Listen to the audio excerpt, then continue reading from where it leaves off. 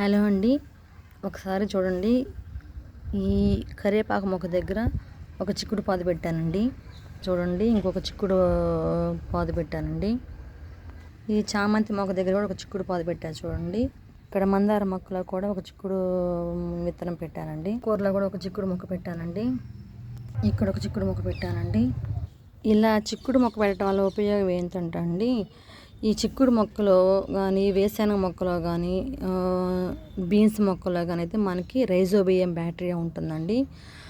ఆ rhizobium bacteria ఏం చేస్తుందంటే, దానివల్ల ఉపయోగం ఏంటంటే మనకి గాలిలో ఉన్న నత్రజనిని అమోనియాగా మార్చి మన మొక్కలకి ఇస్తుంది అన్నమాట. అప్పుడు మన మొక్కలు ఏపుగా పెరుగుతాయండి. నేల కూడా బాగా సారవంతంగా అవుతుందండి.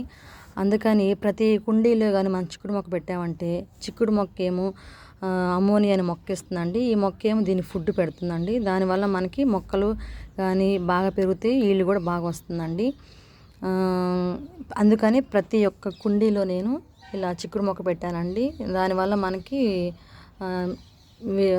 రెండో మొక్క హెల్తీగా పెరుగుతుంది.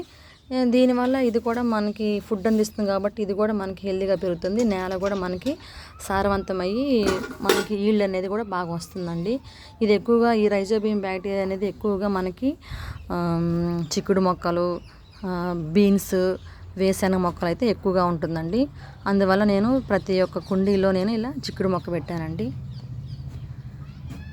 Thank you.